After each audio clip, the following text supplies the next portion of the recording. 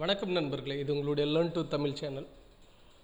தொடர்ச்சியாக computer instructor great ஒன்றுக்கான updates, பாலிடெக்னிக்குக்கான சில videos போட்டிருக்கோம்.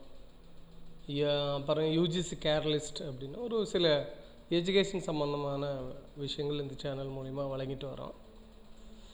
நான் ராசா கோவிந்தசாமி.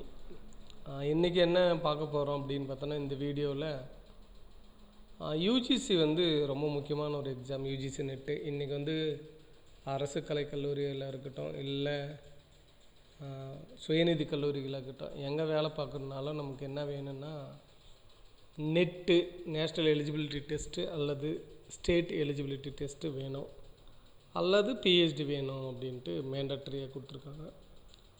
இதுக்கு ஒரு கேஸ் போச்சு போன வருஷம். அந்த கேஸில் என்ன வந்திருக்கு அப்படின்னு பார்த்தோம்னா, இப்போவும் மேண்டட்ரியாக நெட்டு செட்டு பாஸ் ஆகணும் அப்படின்னு சொல்லியிருக்காங்க. சரி, நான் பேப்பர் 1க்காக நம்ம இன்றைக்கி ஹையர் எஜுகேஷன் சிஸ்டம் எப்படி இருக்குது இந்தியாவில் அப்படின்னு ஒரு டீட்டெயில்டாக பார்க்க போகிறோம். இது 2 வீடியோவை பிரித்து பார்க்க போகிறோம். இது ஒவ்வொரு இந்த டைம் என்ன பண்ணியிருக்காங்கன்னா, முன்னெல்லாம் 3 பேப்பர் இருந்தது, இப்போ 2 பேப்பராக பிரிச்சுருக்காங்க. இது பேப்பர் 1 50 கொஸ்டின் வரும், 50 பண்ணணும். பேப்பர் 2ல் 100 கொஸ்டின் வருது. ஹையர் எஜுகேஷனில் எத்தனை கொஸ்டின்னா 5 கொஸ்டின் நமக்கு வரும். ஈஸியாக தான் இருக்குது. ரொம்ப கொஞ்சம் நிறைய விஷயங்கள் நமக்கு தெரியாத விஷயங்களை நம்ம இன்றைக்கி பார்க்கலாம் அப்படின்னு சொல்லலாம். ஃபஸ்ட்டு நம்ம என்னென்ன பார்க்க போகிறோம் இந்த செஷனில் அப்படின்னு பார்த்தோம்னா, ஹையர் எஜுகேஷன் எப்படி வளர்ந்தது, யூனிவர்சிட்டி எஜுகேஷன் எப்படி இருக்குது, ரெகுலேஷன் பாடி என்னென்ன இருக்குது இந்த ஹையர் எஜுகேஷனில், ஃபண்டு எப்படி கொடுக்குறாங்க, வைஸ் சான்சலர்னால் யார், கவர்னன்ஸ் அட்டானமின்னா என்ன அப்படின்னு பார்க்குறோம். அதுக்கப்புறம் யூனிவர்சிட்டி இண்டஸ்ட்ரி ரிசர்ச் லிங்கேஜ் எப்படி இருக்குது அப்படின்னு பார்க்குறோம். அப்புறம் என்ன ப்ராப்ளம், என்ன வீக்னஸ் இருக்குது ஹையர் எஜுகேஷனில் பார்க்க போகிறோம். என்னென்ன ஸ்டேக் ஹோல்டர்ஸ் இருக்காங்க, டிஃப்ரெண்ட் ஸ்டேக் ஹோல்டர்ஸை பற்றி பார்க்க போகிறோம். ஸோ இதுதான் இந்த செஷனில் நம்ம பார்க்க போகிறது. Evaluation of Indian higher education அப்படின்னு வரும்போது, ஆரம்ப காலத்தில் 4வது நூற்றாண்டுலேயும் 5வது நூற்றாண்டுலேயும் பார்த்தோம்னாக்கா குருகுல சிஸ்டம் இருக்குது, வேதிக் அன்பிரடிக்ட் பீரியட் அப்படின்றாங்க. அப்போ தான் என்னது நாலந்தா விக்ரமஷிலா, என்னது தன்ஷீஷிலா அப்படின்றதெல்லாம் இருந்தது அப்படின்னு சொல்கிறாங்க. ஆக்சுவலாக இந்தியாவில் நமக்கு 2 பிரிவாக பிரிக்கலாம். ஒன்று ப்ரீ இண்டிபெண்டன்ஸ், இன்னொன்று போஸ்ட் இண்டிபெண்டன்ஸ். ப்ரீ இண்டிபெண்டன்ஸ்னால் நாம் இண்டிபெண்டன்ஸுக்கு முன்னாடி, அதாவது சுதந்திரம் அடையிறதுக்கு முன்னாடி அப்படி தான். அப்போ தான் அந்த யூனிவர்சிட்டி எல்லாம் பார்த்தோம்னா பிரிட்டிஷ் கவர்மெண்ட் அல்ல பிரிட்டிஷ் ரூலர்ஸால் இந்தியாவில் இன்ட்ரடியூஸ் பண்ணாங்க. ஆக்சுவலாக ஃபஸ்ட்டு யூனிவர்சிட்டியே பார்த்தோன்னா சேராமோர் காலேஜ் அப்படின்னு, அது யூனிவர்சிட்டின்னு சொல்ல முடியாது, ஒரு காலேஜ் தான். பட் கல்கட்டாவில் 1829 தான் ஃபஸ்ட்டு இன்ட்ரடியூஸ் பண்ணாங்க. அதுக்கப்புறம் பிரிட்டிஷ் ரூலர்ஸ் பார்த்தோம்னா இந்தியாவில் 3 யூனிவர்சிட்டிஸை நமக்கு உருவாக்குனாங்க. எப்போனா 1857 கல்கட்டா, மும்பை, மெட்ராஸ் யூனிவர்சிட்டி. இன்றைக்கி அதுதான் இருக்குது. இது எல்லாமே பார்த்தோன்னா லண்டன் யூனிவர்சிட்டியினுடைய மாடலை பேஸ் பண்ணி தான் இருக்குது. முழுக்க லண்டன். அதை தான் சொல்லுவாங்க, மெட்ராஸ் யூனிவர்சிட்டி 150 வருஷம் பழமையானது. இவங்க தான் ரொம்ப பழமையான யூனிவர்சிட்டிஸும் கூட. அதுக்கப்புறம் பார்த்தோன்னா 1904லேருந்து 13 வரைக்கும் பார்த்தோம்னா இன்னும் கொஞ்சம் யூனிட்டரி யூனிவர்சிட்டி, சிங்கிள் யூனிவர்சிட்டிஸ் எல்லாம் என்ன பண்ணாங்க, இந்தியாவில் எடுத்துகிட்டு வந்தாங்க அப்படின்னு சொல்லிட்டு பார்க்கலாம். அப்போ இந்தியாவில் ஃபஸ்ட்டு உருவாக்கின யூனிவர்சிட்டி பார்த்தீங்கன்னா கல்கட்டாவில் தான். ஆனால் அது சேராமோர் காலேஜ் தான். அதுக்கப்புறம் 57 கிட்டத்தட்ட ஒரு 30 வருஷத்துக்கு அப்புறம் தான் என்ன பண்ணாங்கன்னாக்கா ஃபஸ்ட்டு 3 யூனிவர்சிட்டிஸை உருவாக்குனாங்க. அதுதான் என்னது, university of Calcutta, university of Bombay, university of Madras அப்படின்னு சொல்லுவான். இது அஃபிலியேட்டிங் யூனிவர்சிட்டி மாடலான லண்டன் யூனிவர்சிட்டி பேஸ் பண்ணி என்ன பண்ணாங்க, உருவாக்குனாங்கன்னு சொல்கிறாங்க. இப்போ ப்ரெசன்ட் ஸ்டேட்டஸ் அப்படின்னு பார்த்தோம்னா, ஆக்சுவலாக இந்த எஜுகேஷன் சிஸ்டத்தை இந்தியாவில் கொண்டு விதைச்ச ஆளுங்க அப்படின்னு சொல்லிட்டு பார்த்தோன்னா 3 பேர். அவங்களால தான் இந்த இந்தியாவில் இன்றைக்கி எஜுகேஷன் சிஸ்டம் ஆரம்ப காலத்தில் இன்றைக்கி வந்திருக்குன்னு சொன்னாங்க. ஒன்று லார்டு எலிப்ஸ்டோன், லார்டு மெக்கலே, என்னது ஸ்ரீ சார்லஸ் வுட் அப்படின்வாங்க. ஏன்னா இந்தியாவில் மாடர்ன் எஜுகேஷன் சிஸ்டத்தை புகுத்துறதுனால இவங்களுடைய மிகப்பெரிய பங்கு இருக்குது. அப்போது நம்ம ஏன்னா இவங்க தான் உருவாக்குறாங்க எல்லாத்தையுமே. இந்தியாவில் கொண்டாந்து யூனிவர்சிட்டினா எப்படி இருக்கணும், காலேஜ்னால் எப்படி இருக்கணும், ஸ்கூல்ஸ்னால் எப்படி இருக்கணும் அப்படின்றது. அதுக்கு முன்னாடி குருகுல கல்வி தான் இருந்தது.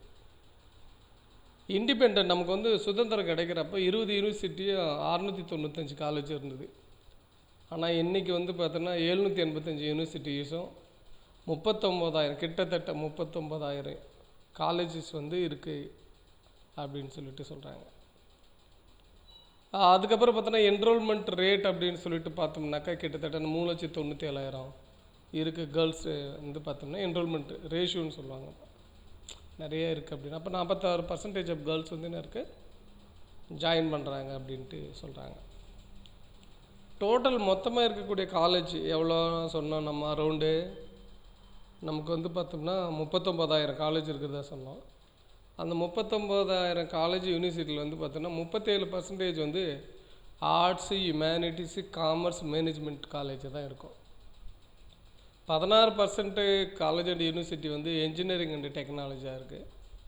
4% வந்து எஜுகேஷன், 4% மெடிசன், 2% காலேஜ் லா, 0.5% காலேஜ் அக்ரிகல்ச்சர், 0.1% வெட்னரி, 1% வந்து அதர்ஸ் அப்படின்ட்டு சொல்லிக்கிறாங்க.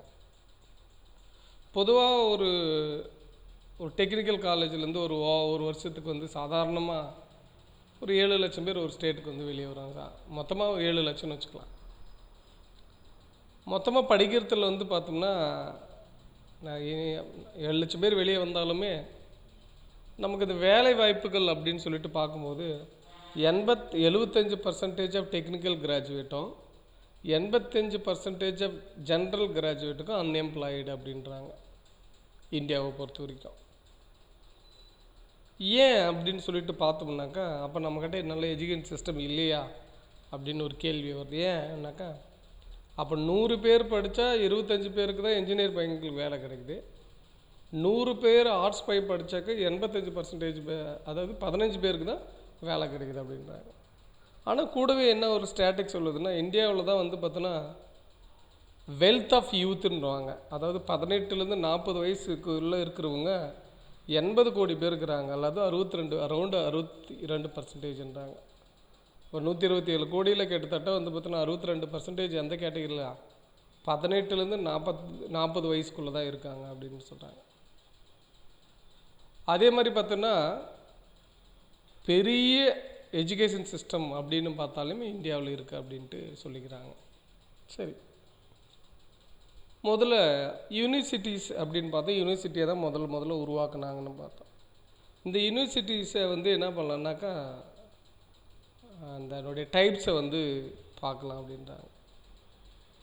ஒன்று வந்து பார்த்தோம்னா அஃபிலியேட்டிங் யூனிவர்சிட்டி, 2வது ப்ரைவேட், 3வது ப்ரொஃபஷ்னல் யூனிவர்சிட்டி, 4வது சென்ட்ரல் யூனிவர்சிட்டி, 5வது கன்வென்ஷனல் யூனிவர்சிட்டி, 6வது ஓப்பன் யூனிவர்சிட்டி. அஃபிலியேட்டிங் அப்படின்றது என்னென்னா, for example Periyar university, Thiruvalluvar, Madras university எல்லாமே அஃபிலியேட்டிங். அந்த யூனிவர்சிட்டி ஒரு மாடல் இருக்கும், அந்த யூனிவர்சிட்டிக்குன்னு ஒரு ரூல்ஸ் அண்ட் ரெகுலேஷன் இருக்கும். அந்த ரூல்ஸ் அண்ட் ரெகுலேஷன் படி டிகிரி அவார்ட் பண்ணக்கூடிய மெக்கானிசம் அஃபிலியேட்டிங். இவங்க வந்து அஃபிலியேட் பண்ணலாம் எல்லா ஃபார் எக்ஸாம்பிள் சொல்கிறாங்க பெரியார் யூனிவர்சிட்டிக்கு கீழே 130 காலேஜ் இருக்குது, திருவள்ளுவர் யூனிவர்சிட்டிக்கு கீழே 120 காலேஜ் இருக்குது, மெட்ராஸ் யூனிவர்சிட்டிக்கு கீழே 80 காலேஜ் இருக்குது. அப்போ நம்பர் ஆஃப் காலேஜ் அவங்களுடைய கட்டுப்பாட்டு, அவங்களுடைய செயல் திட்டங்கள், அவங்களுடைய வரைமுறைகள், அவங்களுடைய அதிகாரங்களுக்கு உட்பட்டதாக இருக்கும். ப்ரைவேட் யூனிவர்சிட்டி அப்படின்றது வந்து என்னென்னா இதுவும் யூனிவர்சிட்டி அஃபிலியேட்டட் தான், யூனிவர்சிட்டி தான். ஆனால் இவங்க வந்து ஒரு புது அஃபிலியேட்டட் காலேஜை உருவாக்க முடியாது. இப்போ பெரியாருக்குன்னா பெரியாரோட இணைவு பெற்ற கல்லூரி இருக்கும். ஆனால் ப்ரைவேட் காலேஜ் இருக்குன்னா அந்த ப்ரைவேட் யூனிவர்சிட்டினா ப்ரைவேட்டோட இணைவு பெற்ற கல்லூரிகள்லாம் இருக்கிற ஒரு அட்டானமஸ் மாதிரி இருக்கும். எக்ஸாம்பிள் வந்து பார்த்தோம்னாக்கா V8ன்னு சொல்லலாம், அவினாசிலிங்கம் யூனிவர்சிட்டி சொல்லலாங்க, SRM சொல்கிறாங்க. இவங்களுக்கெல்லாம் அஃபிலியேஷன் கிடையாது. அதுக்கடுத்து பார்த்தோன்னா professional university, engineering and technology. இப்போ இந்த ப்ரொஃபஷ்னல் யூனிவர்சிட்டினா ஃபார் எக்ஸாம்பிள் அண்ணா யூனிவர்சிட்டிஸ்னு ப்ரொஃபஷ்னல் யூனிவர்சிட்டின்றாங்க. அதுக்கடுத்தது பார்த்தோன்னா சென்ட்ரல் யூனிவர்சிட்டி. அஃபிலியேட்டிங் யூனிவர்சிட்டியும் ப்ரொஃபஷ்னல் யூனிவர்சிட்டியும் வந்து பார்த்தோம்னா ஸ்டேட்டுக்குள்ளே இருக்கலாம், ஸ்டேட் யூனிவர்சிட்டியாக கூட இருக்கலாம். தமிழ்நாடு இப்போ அண்ணா யூனிவர்சிட்டி தமிழ்நாடு தான், பெரியார் தமிழ்நாடு தான். சென்ட்ரல் யூனிவர்சிட்டி அப்படின்னாக்கா மத்திய அரசாங்கத்தின் மூலிமா உருவாக்கக்கூடிய யூனிவர்சிட்டி வந்து சென்ட்ரல் யூனிவர்சிட்டின்றாங்க. அப்போ மத்திய அரசாங்கத்தில் வச்சு நம்ம சென்ட்ரல் யூனிவர்சிட்டி இப்போ நம்ம ஊரில் அந்த மாதிரி சென்ட்ரல் இருக்குன்னா சென்ட்ரல் யூனிவர்சிட்டி ஆஃப் தஞ்சாவூர் இருக்குது. ஏன்னா சென்ட்ரல் யூனிவர்சிட்டி தான். பாண்டிச்சேரி யூனிவர்சிட்டி சென்ட்ரல் யூனிவர்சிட்டி அப்படின்னு சொல்லலாம். ஓப்பன் யூனிவர்சிட்டி கன்வென்ஷனல் யூனிவர்சிட்டின்னா சின்ன சின்னதாக, அதாவது அவங்களுக்கு தகுந்த மாதிரி. இப்போ பைபிள் யூனிவர்சிட்டியே ஒன்று இருக்குது, பைபிள் பண்ணுறாங்க அவங்க. ஓப்பன் யூனிவர்சிட்டி அப்படின்றாங்க. ஓப்பன் அப்படின்றதுனா டிஸ்டன்ஸ் லேர்னிங் கொடுக்கக்கூடிய யூனிவர்சிட்டி. ஒரு எக்ஸாம்பிள் பார்த்தோம்னா இந்தியாவினுடைய first biggest open university IGNOU, Indira Gandhi national open university அப்படின்னு சொல்லிக்கிறேன். இந்த மாதிரி யூனிவர்சிட்டிஸ் இருக்குது. அப்போ சென்ட்ரல் யூனிவர்சிட்டி அப்படின்னு சொல்லிட்டு வரும்போது பார்த்தோம்னாக்கா பிரசிடெண்ட் ஆஃப் இந்தியா தான் வந்து பார்த்தோம்னா எல்லா சென்ட்ரல் யூனிவர்சிட்டிக்கும் போகக்கூடிய visitor of all central university. ஏன்னா இட் இஸ் த இவர் தான் ஹெட்டட் அங்கே அப்படின்னாங்க. பிரசிடெண்ட்டு வந்து பார்த்தோம்னாக்கா என்னது நாமினி இல்லை எக்ஸிக்யூட்டிவ் மெம்பராக இருப்பார். யாருக்கு? சென்ட்ரல் யூனிவர்சிட்டிக்கு, ரைட்டுங்களா? இல்லை கோர்ட்டு கூட இருக்கலாம் அப்படின்ட்டு சொல்கிறாங்க. அதுக்கடுத்து பார்த்தோம்னா இங்கே மினிஸ்ட்ரி ஆஃப் ஹெச்ஆர்டி தான் வந்து அப்பாயிண்ட் பண்ணும் வைஸ் சான்சலரை. பொதுவாக நம்ம ஊரில் இருக்கிற யூனிவர்சிட்டிக்கெல்லாம் வைஸ் சான்சலர் அப்பாயின்மெண்ட் பண்ணுறது வந்து கவர்னர் பண்ணுவார், தமிழ்நாடு கவர்னர். ஆனால் சென்ட்ரல் யூனிவர்சிட்டிக்கெல்லாம் வைஸ் சான்சலரை அப்பாயின்மெண்ட் பண்ணுறதெல்லாம் வந்து பார்த்தோம்னா மினிஸ்டர் ஆஃப் ஹெச்ஆர்டி இல்லை அப்படி தான் சொல்லுவாங்க. இல்லை கோர்ட் நாமினியாக இருக்கலாம், இல்லை ஒரு செலெக்ஷனுக்கு. ஆனால் பிரசிடெண்ட் மூலிமா தான் வரும். அவர் தான் எங்கள் அதிகாரமே. பிரசிடெண்ட் இஸ் என்னது chancellor, pro chancellor of central university அப்படின்வாங்க. அதுக்கடுத்தது வந்து பார்த்தோன்னா இப்போ ஒரு யூனிவர்சிட்டின்னா அது வந்து இன்ஜினியரிங்காக இருக்கலாம், லாவியும் இருக்கலாம், அக்ரிகல்ச்சர் யூனிவர்சிட்டியாக இருக்கலாம், வெட்னரியாக இருக்கலாம், ஃபிஷரிங் யூனிவர்சிட்டியாக, மரைன் யூனிவர்சிட்டியாக இருக்கலாம், எந்த கேட்டகரி ஆஃப் யூனிவர்சிட்டியாக கூட இருக்கலான்றாங்க. அதுக்கடுத்து பார்த்தோம்னா ஒவ்வொருத்தருக்கும் இந்த டைப் ஆஃப் யூனிவர்சிட்டி வரும்போது ஒவ்வொன்றுத்துக்கும் ஒரு பங்கு இருக்குது அப்படின்னு சொல்கிறாங்க. சென்ட்ரல் யூனிவர்சிட்டி வந்து நமக்கு வந்து என்ன பண்ணால் parliament act, Indian parliament act படி தான் எல்லா யூனிவர்சிட்டியும் எஸ்டாப்ளிஷ் பண்ணுறாங்க. ஆனால் இவங்க வந்து கவர்மெண்ட் ஆஃப் இந்தியாவினுடைய டைரக்ட் பார்லிமெண்ட் ஆக்டில் பண்ணுவாங்க. ஆனால் ஸ்டேட் யூனிவர்சிட்டியை வந்து பார்த்தோம்னா ஸ்டேட் லெஜிஸ்லேட்டிவ் ஆக்டில் தான் பண்ணுவாங்க.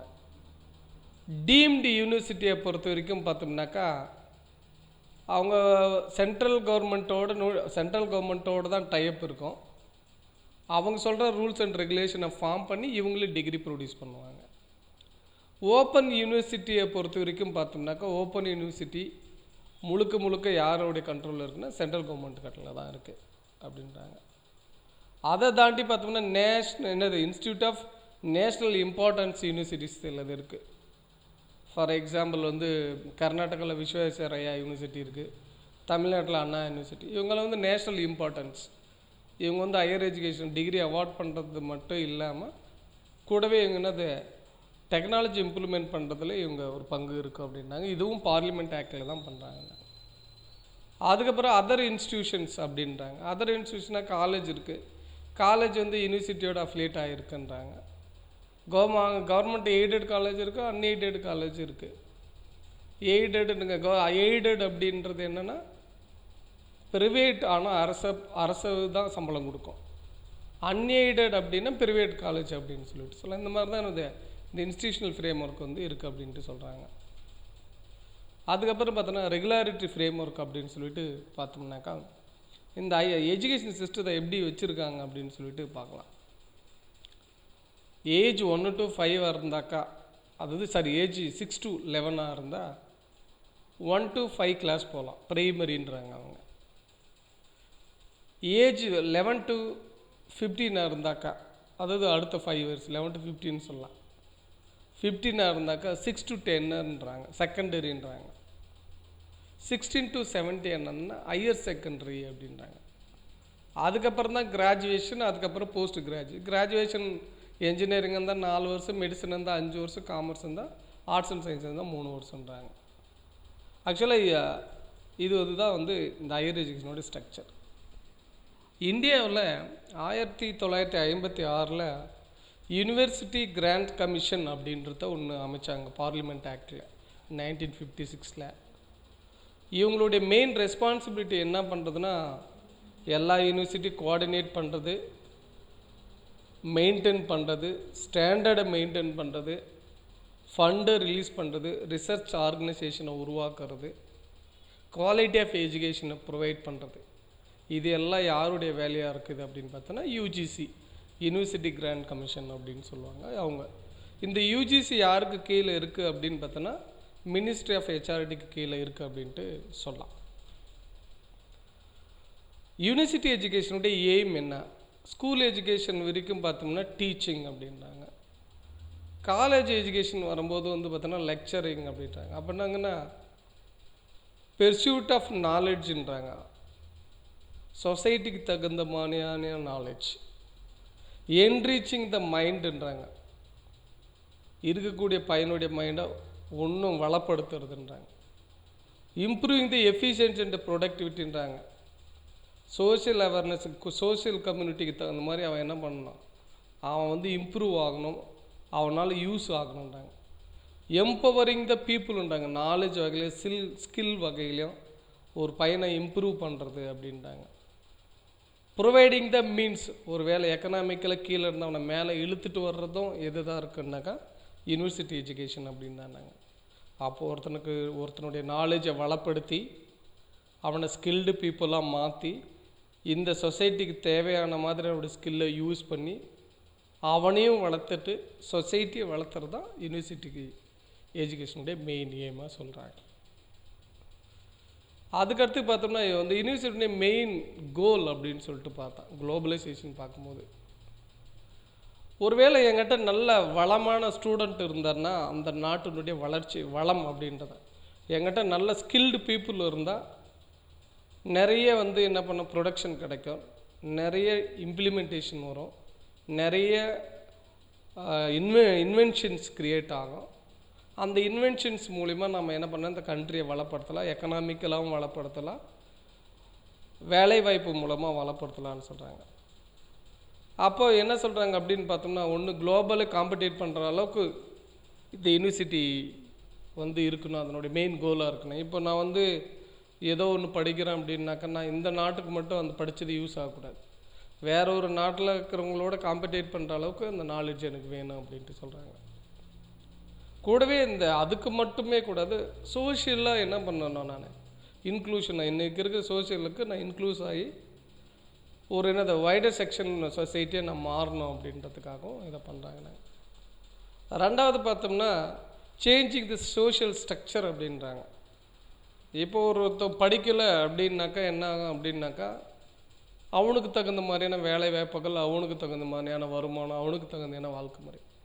ஒருத்தர் படித்து நாலேஜாக இருக்கான்னா அவனுக்கு தகுந்த வாழ்க்கை முறை மாறும். அப்போ வாழ்க்கை முறையை மாற்றுறதுக்கு இந்த எஜுகேஷன் சிஸ்டம் தேவைப்படுது அப்படின்னாங்க.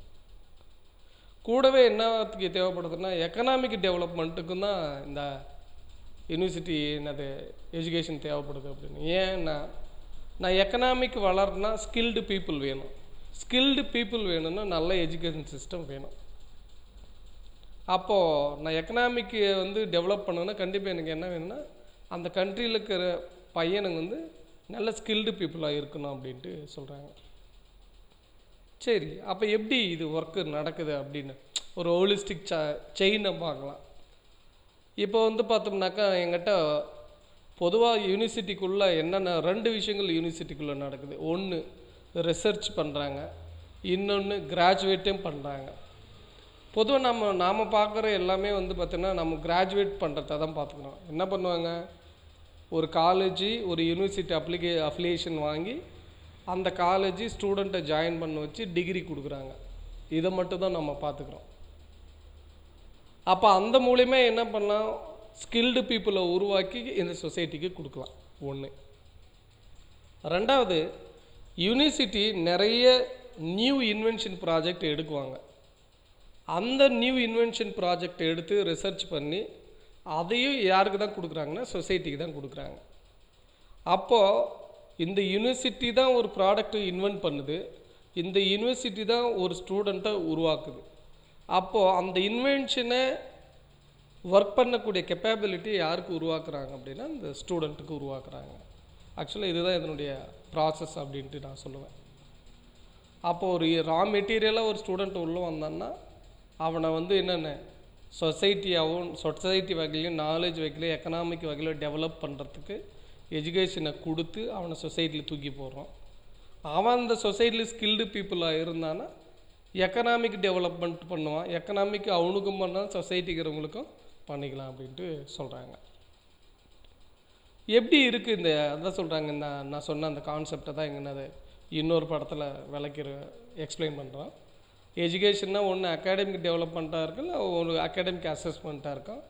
அது கண்டிப்பாக என்ன இருக்குன்னா அந்த படிக்கிறதுனால இந்த அளவுக்கு நாலேஜ் இவனுக்கு இருக்குதுன்னு அசஸ் பண்ணுற ஒரு கிராஜுவேஷன் அப்படின்னு சொல்லுவாங்க. ரிசர்ச் அப்படின்னு சொல்லும்போது வந்து பார்த்திங்கன்னா குவாலிட்டி ஆஃப் ஒரு புது ப்ராடக்ட் உருவாக்கணும். ஃபார் எக்ஸாம்பிள் இப்போது கொரோனா அவுட் பிரேக் இருக்குது.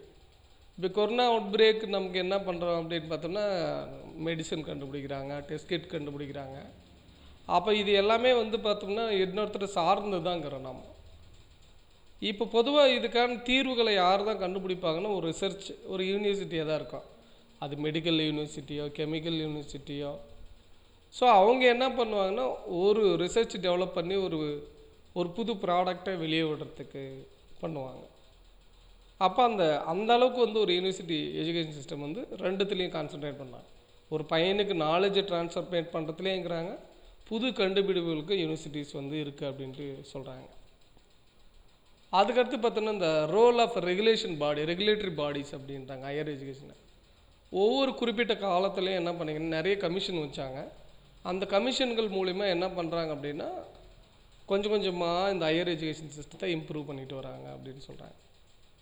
முதல்ல 1948லேருந்து 49 வரைக்கும் பார்த்தோன்னா ராதாகிருஷ்ணன் கமிஷன் அப்படின்னு ஒன்று கொண்டாந்தாங்க. இவங்களுடைய மெயின் கோல் என்ன அப்படின்னு பார்த்தோம்னா to integrate secondary education and higher education. செகண்டரின்றது +2 பையனு காலேஜ் பையனு லிங்க் பண்ணுற அந்த கான்செப்டை கொண்டாந்தாங்க. அப்போ தான் என்னது யாருடைய யூனிவர்சிட்டி யூஜிசி தான் இதை ரெக்கமெண்ட் பண்ணாங்க. திரும்பி என்ன பண்ணாங்கன்னா 1953 செகண்டரி எஜுகேஷன் கமிஷன் ஒன்று கொண்டாந்தாங்க. இதுக்கு இன்னொரு பேர் வந்து முதலியார் கமிஷன்னு பேர். இங்கே என்ன பண்ணாங்கன்னா 3 year secondary and 4 year higher education சிஸ்டத்தை கொண்டாந்தாங்க. +1 +2 வந்து 3 வருஷம் படிக்கணும், டிகிரியை வந்து 4 வருஷம் படிக்கணும்னு கொண்டாந்துச்சு. கூடவே சப்சிக்வெண்ட்டாக அதுக்கப்புறம் என்ன பண்ணாங்கன்னா 1964 கோத்தாரி கமிஷன் அப்படின்னு ஒன்று கொண்டாந்தாங்க. இவங்க என்ன பண்ணாங்க அப்படின்னு பார்த்தோம்னா 3 வருஷம் டிகிரி கோர்ஸையும் 4 வருஷம் ஆனர் டிகிரி கோர்ஸையும் கொண்டாந்தாங்க. இவங்க தான் ரொம்ப எஃபெக்டிவான ஒரு கமிஷன் கோத்தாரி கமிஷன் சொல்லுவாங்க. அதுக்கப்புறம் பார்த்தோம்னா திரும்பியும் Kothari commission followed by national policy and education NP கொண்டாந்தாங்க. எப்போது 68 to 86 வரைக்கும் இவங்க என்ன பண்ணாங்கன்னா கண்டினியூஸாக ஹையர் எஜுகேஷனை இம்பார்ட் பண்ணாங்க. நேஷ்னல் எஜுகேஷன் பாலிசியில் அந்த இயரில் தான் ஃபஸ்ட்டு டிஸ்டன்ஸ் லேர்னிங் மோட் அப்படின்றத இன்க்ளூட் பண்ணாங்க, ப்ரப்போஸ் பண்ணாங்க. எது என்பி தான் ப்ரப்போஸ் பண்ணிச்சு. ஏன்னா அந்த காலகட்டத்தில் எல்லாராலையும் போயிட்டு என்ன பண்ண முடியும்னா படிக்கிறது கஷ்டமாக இருக்குது. அப்போது எல்லாரும் படிக்கணும் அப்படின்னா காசு வேணும். அப்போ காசு இருக்கிறவங்க கல்லூரி போய் படித்தாங்க, காசு இல்லாதவங்க சம்பாரித்து கொஞ்சம் பணத்து மூலிமா படித்தாங்க அப்படின்னு சொல்லலாம். ஒருத்தருக்கு நாலேஜ் இருக்கும் ஆனால் காசு இருக்காது. அப்போ அவங்க என்ன பண்ணாங்கன்னா இந்த டிஸ்டன்ஸ் லேர்னிங் மோடை தான் யூஸ் பண்ணாங்க. திரும்பி என்ன பண்ணாங்கன்னா 1986 என்பி சஜஸ்ட் பண்ணுச்சு. என்னது இன்வெஸ்ட்மெண்ட் இன் எஜுகேஷனு, என்னது இன்ஃப்ராஸ்ட்ரக்சர் ஆஃப் எஜுகேஷனை வந்து நம்ம இம்ப்ரூவ் பண்ணணும். ஹையர் எஜுகேஷனை இதில் மூலிமா என்ன பண்ணுறாங்கன்னா ப்ரொமோட் பண்ணலான்னா ரிசர்ச்சை வந்து யூனிவர்சிட்டி லெவலில் பண்ணலாம். அப்போ ரிசர்ச்சை நம்ம வந்து இம்ப்ரூவ் பண்ணும்போது நிறைய விஷயங்களுக்கு நிறைய புது கண்டுபிடிப்புகள் வரும் அப்படின்றத சொன்னாங்க. அதுக்கடுத்து பார்த்தோம்னா 93 ஞானம் கமிட்டி அப்படின்னு ஒன்று கொண்டாந்தாங்க. இவங்க தான் என்ன பண்ணாங்கன்னா flexibility and autonomy of academic excellency, autonomous college அப்படின்ற ஒரு விஷயத்தை இன்ட்ரடியூஸ் பண்ணவங்களும் இவங்க தான் 93. அதுக்கடுத்தது வந்து பார்த்தோம்னாக்கா நாலேஜ் கமிஷன் இருக்கு இல்லையா, நேஷ்னல் நாலேஜ் கமிஷன். அவங்க என்ன ரெஸ்ட்ரிக்ட் பண்ணாங்க அப்படின்னு பார்த்தோன்னா மல்டி டிசிப்ளினரி ப்ரொஃபஷனல்ஸ். சில பேர் ஒரே டைம் 2 டிகிரி டியூவல் டிகிரி படிக்கிறதுக்கு ஆப்ஷன் கொண்டாங்க. மல்டி டிசிப்ளினரின்னுவாங்க, அதை கொண்டு வந்தாங்க அப்படின்னாங்க. ஸோ இந்த மாதிரி தான் ஒவ்வொரு காலகட்டத்திலையும் இது என்ன ஆச்சுன்னா வளர்ந்துட்டு வந்துச்சு அப்படின்னு சொல்லிட்டு சொல்லலாம். ஒவ்வொரு சின்ன காலகட்டத்திலையும் என்னது வளர்ந்துட்டே வந்துச்சு அப்படின்னு சொல்லிட்டு. நமக்கு என்ன சொல்கிறாங்கன்னா, நம்ம பிஃபோர் இண்டிபெண்டன்ஸுக்கு முன்னாடி வந்து 18 யூனிவர்சிட்டி தான் இருந்தது, ஒரு 500 அஃபிலியேட்டட் காலேஜ் தான் இருந்ததுன்றாங்க. அப்போ வந்து பார்த்தோம்னா 35% டோட்டல் உமன் படித்தவங்க வந்து 35% தான் விமன் படிக்க முடிஞ்சுது அந்த காலகட்டத்தில். இன்றைக்கி 799 யூனிவர்சிட்டி, 39,071 காலேஜ் இருக்குது. கிட்டத்தட்ட 346 லட்சம் ஸ்டூடெண்ட் படிக்கிறாங்க ஹையர் எஜுகேஷன் ப்ரோக்ராம். அப்போது இந்த க்ரோத்தை கேல்குலேட் பண்ணுறதுக்கு தான் என்ன சொல்கிறாங்கன்னா, கிராஸ் என்ரோல்மெண்ட் ரேஷியோ அல்லது GERன்னு சொல்லுவாங்க. இப்போ ஒரு புது டெக்னாலஜி, ஒரு புது விஷயத்தை புகுத்திக்கிறாங்க. GER எவ்வளோ வந்து நமக்கு வந்து GERனால் எவ்வளோ பேர் நமக்கு வந்து என்னதுன்னா அட்மிட் அதாவது பையன் ஜாயின் பண்ணுறான், எவ்வளோ பேர் படிக்கிறாங்க அப்படின்றத கேல்குலேட் பண்ணுற அந்த ரேஷியோ வந்து பார்த்தோம்னா கிராஸ் என்ரோல்மெண்ட் ரேஷியோ அப்படின்வாங்க. இது வந்து ஏஜ் குரூப் யாரை இது கேல்குலேட் பண்ணுது? GER வந்து 18லேருந்து 23 வயசுக்கிறவங்கள தான் இது கேல்குலேட் பண்ணுறாங்க. இப்போ வந்து பார்த்தோம்னாக்கா 2015 13.5% GRE ரேட்டு தான் இருந்தது. ஆனால் வேர்ல்டு ஆவரேஜ் GRE வந்து பார்த்தோன்னா அப்போ 29% இருந்தது. நல்லா டெவலப் ஆன கண்ட்ரியாக இருந்தால் 58% GRE இருந்தது, கிராஸ் என்ரோல்மெண்ட் ரேட்டு. அப்போ நம்ம எவ்வளோ இருக்கோம்? 13.5% ஆஃப் GRE தான் இருக்கும் அப்படின்னு சொல்லலாம். இப்போ வந்து பார்த்தோம்னா இன்றைக்கி அப்படின்ற ப்ரெசன்ட் சினாரியோ அப்படின்னு சொல்லிட்டு பார்த்தோம்னா, ஒருவேளை நம்ம இப்போ ஹையர் எஜுகேஷனுடைய இப்போ இருக்கிற இம்ப்ளிமெண்டேஷன் எல்லாம் பார்த்தோம்னா 2020 வந்து பார்த்தோம்னா இப்போ ப்ரெசென்ட்டில் வந்து GRE ரேட் எவ்வளோ இருக்கும் அப்படின்னு பார்த்தோம்னா ஒரு 30% வந்து இருக்கும் அப்படின்னு சொல்கிறாங்க. உங்களுக்கு இந்த டேபிளில் பார்த்தா தெரியும் எந்தெந்த கண்ட்ரியில் எவ்வளோ வந்து என்ரோல்மெண்ட் ரேட் இருக்குதுன்னு பார்த்தோன்னா, ஃபஸ்ட்டு USA தான் 84%, ரஷ்யா வந்து 71%, செகண்டு UK வந்து தேர்டு 59%. ஃபஸ்ட்டு USA, ரெண்டாவது ஸ்வீடனு, மூணாவது ரஷ்யா, நாலாவது UK அப்படின்ட்டு சொல்லலாம். இந்தியா பார்த்தோம்னா ப்ரெசன்ட் சினாரியோ படி 24% GREயில் தான் இருக்கும் அப்படின்னு சொல்கிறாங்க. இது வந்து இந்தியா ஃபுல்லாக GRE ரேட்டை எடுத்தா அப்படின்னு சொல்லலாம். அதுக்கடுத்தது பார்த்தோம்னா ரெகுலேட்டரி அது ஸ்டேச்சுவரி பாடிஸ்ன்னுவாங்க. நிறைய ரெகுலேஷன், அதாவது யூனிவர்சிட்டி கிராண்ட் கமிஷன் மட்டும் வந்து பார்த்தோம்னா இவங்க என்ன பண்ணுவாங்கன்னா, மெயின்டெனன்ஸ் ஆஃப் ஹையர் எஜுகேஷனுடைய ஸ்டாண்டர்ட்ஸை மட்டும்தான் இவங்க மெயின்டைன் பண்ண முடியும். எல்லா ஹையர் எஜுகேஷனுடைய ஸ்டாண்டர்ட் இப்படி இருக்கணும்னு சொல்கிறது. இவங்களே எல்லா யூனிவர்சிட்டியும் கண்ட்ரோலும் பண்ண முடியாது இவங்களால். அப்போ இவங்க என்ன பண்ணாங்க அப்படின்னு பார்த்தோன்னா பிரிச்சுட்டாங்க, நிறைய கவுன்சில் பிரிச்சுருக்காங்க, நிறைய ரெகுலேட்டரி பாடி கொடுத்துக்கிறாங்க. ஒன்று UGCன்றாங்க. இவங்க வந்து என்ன பார்த்தோம்னாக்கா coordination and determination maintenance of standards in higher education மட்டும்தான். அப்புறம் கிராண்ட் ரிலீஸ் ஆஃப் இண்டிவிஜுவல்ஸ், இன்ஸ்டியூஷனுக்கு பணம் கொடுக்குறதெல்லாம் இவங்க பண்ணுறாங்க. அதுக்கடுத்து பார்த்தீங்கன்னா AICTEன்னு சொல்லுவாங்க, all India council for technical education. இவங்க வந்து என்ன அப்படின்னு பார்த்தோன்னா டெக்னிக்கல் எஜுகேஷன் எப்படி கண்ட்ரி ஃபுல்லாக இருக்கணும்னா, அப்போ UGC all education system, AICT technical மட்டும். அதுக்கடுத்து பார்த்தோம்னா டிஸ்டன்ஸ் எஜுகேஷன் கவுன்சில் டெக் அப்படின்னு ஒன்று இருந்தது. டெக் வந்து என்னவா இருந்துச்சுன்னாக்கா ஓப்பன் யூனிவர்சிட்டி எப்படி இருக்கணும்னு சொல்லிச்சு. ஆனால் ப்ரெசண்ட்டாக டெக்கு இல்லை, அதை டிசால்வ் பண்ணிட்டாங்க, அந்த பாடியை எடுத்துட்டாங்க. அதுக்கடுத்து பார்த்தோன்னா agriculture Indian council for agriculture research ICARன்னு சொல்லுவாங்க. இவங்களுடைய வேலை என்ன அப்படின்னு பார்த்தோம்னா அக்ரிகல்ச்சர் கோர்ஸை, அக்ரிகல்ச்சர் ரிசர்ச்சை, அக்ரிகல்ச்சர் ப்ரோக்ராமை எப்படி இம்ப்ரூவ் பண்ணுறது டெக்னிக்கலான்னு பார்க்குறவங்க. பார் கவுன்சில் ஆஃப் இந்தியா வந்து யாருன்னா மெயின்டெனன்ஸ் ஆஃப் லீகல் எஜுகேஷன் படிக்கிறவங்க. அதுக்கடுத்து பார்த்தோன்னா national council for teacher education அப்படின்னு ஒன்று இருக்குது, NCTEன்னுவாங்க. இவங்க என்ன அப்படின்னு பார்த்தோன்னா ஒரு டீச்சர் எஜுகேஷன் எப்படி இருக்கணும் அப்படின்றத, அதனுடைய டெவலப்மெண்ட் எப்படி இருக்குன்னு சொல்கிறாங்க. அதுக்கடுத்து பார்த்தோம்னாக்கா RCTன்னு சொல்லுங்க, ரிபேலேஷன் கவுன்சில் ஃபார் இந்தியா அப்படின்னு சொல்லுவாங்க. இது வந்து பார்த்தோம்னாக்கா என்ன ஸ்பெஷல் எஜுகேஷன் சொல்லலாம். எக்ஸாம்பிள், இந்த ஸ்பெஷல் எஜுகேஷனை ஃபிசிக்கலி சேலஞ்சு பர்சன்ஸ் இருக்காங்க இல்லையா, அவங்களுக்கான எஜுகேஷனை எப்படி வளர்த்துறது அப்படின்றது, அவங்களுக்கான புது டெக்னாலஜி உருவாக்குறது, அவங்களுக்கான கரிக்குலம் கொடுக்கறது, ட்ரைனிங் கொடுக்கறது, அவங்கள இம்ப்ரூவைஸ் பண்ணுறதுக்கு அப்படின்னு சொல்லலாம். அதுக்கடுத்து பார்த்தோன்னா மெடிக்கல் கவுன்சில் ஆஃப் இந்தியா MCAன்னு இருக்குது. இவங்களுடைய வேலை என்ன அப்படின்னு பார்த்தோன்னா மெடிக்கல் எஜுகேஷனை இம்ப்ரூவ் பண்ணுறது, குவாலிஃபிகேஷனை எப்படி கொடுக்கறது, அதாவது இன்டர்நேஷ்னல் ஸ்டாண்டர்டு. அதுக்கடுத்து பார்த்தோன்னா ஃபார்மசி கவுன்சில் ஆஃப் இந்தியான்னு இருக்குது, PCIன்னு சொல்லுவாங்க. இவங்க எதை மெயின்டைன் பண்ணுறாங்க அப்படின்னு பார்த்தோன்னா minimum education standard for training for pharmacist. ஒரு ஃபார்மசிஸ்ட்டாக வேலை அதாவது டாக்டர் வேறு, ஃபார்மசிஸ்ட் வேறு, ரெண்டுமே. நர்சிங்னா நர்சிங் எப்படி இருக்கணும் அப்படின்றது பண்ணுறாங்க. அதுதான் அந்த இந்தியன் நர்சிங் கவுன்சில்.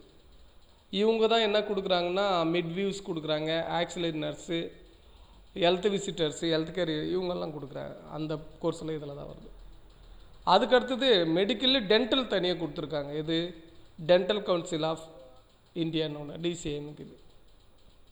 அதே மாதிரி central council of homeopathy, central council of Indian medicine, central council of architecture, state council of higher education, இது மாதிரி நிறையா கவுன்சில்ஸை வந்து என்ன பண்ணியிருக்காங்கன்னா உருவாக்கிக்கிறாங்க.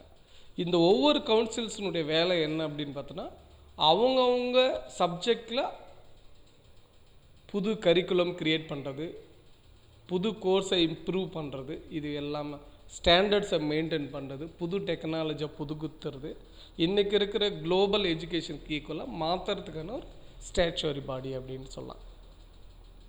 சரி, இப்போ வந்து பார்த்தோம்னா எஜுகேஷன் வந்து பார்த்தோம்னா கன்கரண்ட் லிஸ்ட் அப்படின்னு சொல்லுவாங்க. அதாவது யூனியன் லிஸ்ட் கான்ஸ்டியூஷன் சென்ட்ரல் கவர்மெண்ட்டினுடைய லிஸ்ட்டில் தான் இருக்குது, ஸ்டேட் கவர்மெண்ட்டில் கிடையாது. எஜுகேஷனை இம்ப்ளிமெண்ட் பண்ணுறது யாருன்னாக்கா சென்ட்ரல் கவர்மெண்ட் ஆஃப் இந்தியா தான்.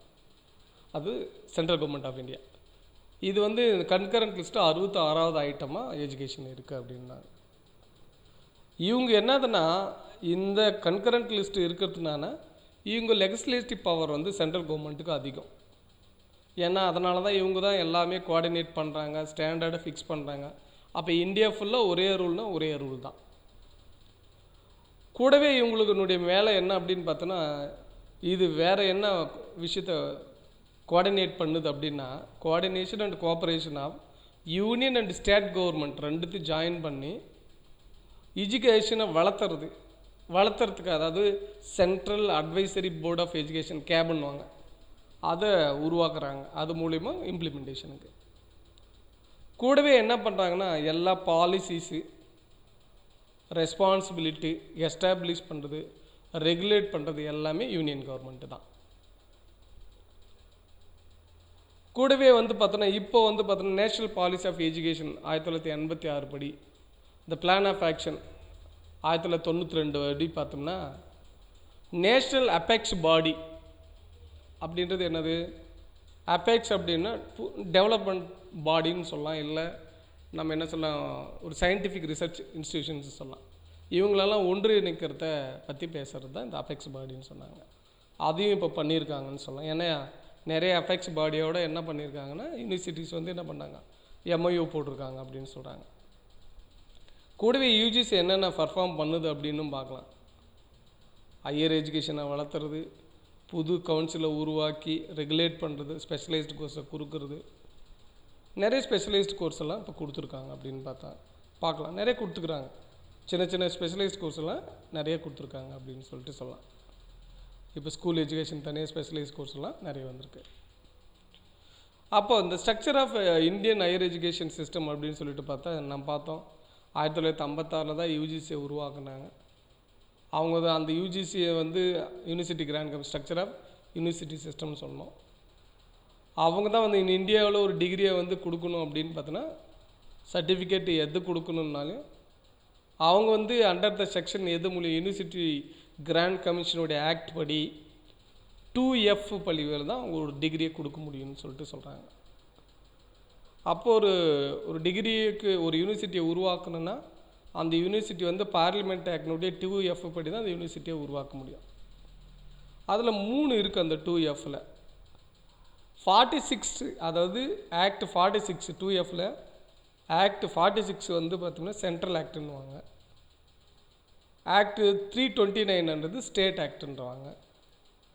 அப்போ அதாவது ஒரு சென்ட்ரல் யூனிவர்சிட்டியை உருவாக்கணும்னா 2Fல 46 படி தான் உருவாக்க முடியும்.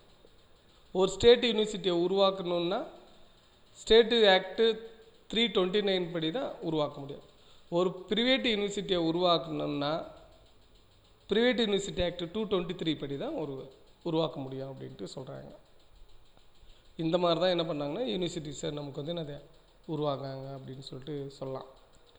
அதே பார்த்தோம்னா 73 நேஷ்னல் இம்பார்ட்டன்ஸ் இன்ஸ்டிடியூஷன்ஸ் வந்து க்ரியேட் பண்ணியிருக்காங்க. 73 national NIT, IIT, IISc, IIM இந்த மாதிரி ஸ்பெஷலிஸ்ட் இவங்கெல்லாம். கூடவே என்ன சொல்கிறாங்க 13 இந்தியன் இன்ஸ்டியூட் ஆஃப் மேனேஜ்மெண்ட்.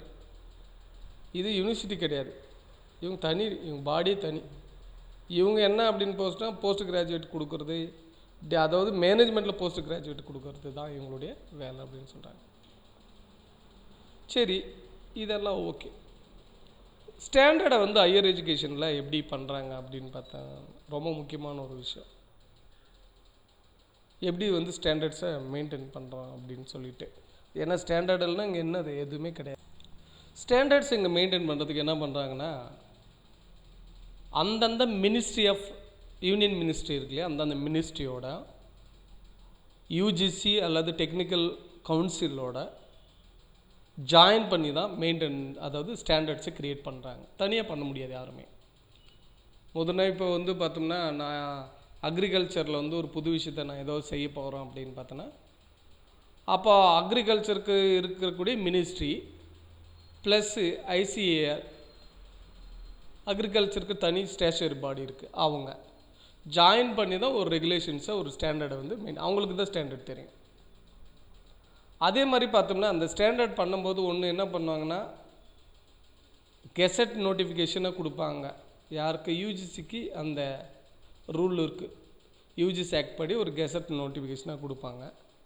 இல்லைன்னா நான் கெசட்டட் கைட்லைனாக கூட என்ன பண்ணலாம், ஸ்டாண்டர்ட்ஸை வந்து மெயின்டைன் பண்ணுறதுக்கு நமக்கு ரூல் கொடுக்கலாம், ரூல் பண்ண சொல்லலாம் அவங்கள. இப்படி தான் நாம் வந்து என்ன பண்ணணுன்ட்டு பண்ண முடியும்னு சொல்லிட்டு சொல்கிறாங்க. அதுக்கடுத்து பார்த்தோன்னா சென்ட்ரல் கவர்மெண்ட் ஃபண்டு அப்படின்னு சொல்லிட்டு பார்க்கணும். ஏன்னா ரொம்ப முக்கியமான இல்லையா. ஏன்னா UGC, ஏன்னா சென்ட்ரல் கவர்மெண்ட்டு யூனிவர்சிட்டி காசு கொடுத்தா தான் யூனிவர்சிட்டி வந்து என்னது யூனிவர்சிட்டியில் ஒர்க் பண்ணுற எம்ப்ளாயிக்கு ரிசர்ச் பண்ணுறதுக்கு எல்லாத்துக்குமே வந்து ஃபண்ட் பண்ண முடியும். அப்போ இதுக்கான ஃபண்டிங் யார் தான் கொடுக்குறாங்கன்னா சென்ட்ரல் கவர்மெண்ட் ஆஃப் இந்தியா தான் தருது அப்படின்னு சொல்லிட்டு சொல்லலாம். எப்படி கொடுக்குறாங்க அப்படின்னு பார்த்தோன்னா நீங்கள் UGCனுடைய ஃபண்டிங், சென்ட்ரல் கவர்மெண்ட்டு ஃபண்டிங் வாங்கணுன்னா ஒருவேளை அந்த யூனிவர்சிட்டி 2F அல்லது 2B ஆக்டுக்குள்ளே இருக்கணும், அந்த இன்ஸ்டியூஷன் க்ரியேட் பண்ணியிருக்கணும்னு சொல்கிறாங்க. இன்றைக்கி படி பார்த்தோன்னா 5500 இன்ஸ்டியூஷன்ஸ் எதுக்குள்ளே இருக்குது அப்படின்னு பார்த்தோன்னா 2F 12Bக்குள்ளே இருக்குது அப்படின்னு சொல்கிறாங்க.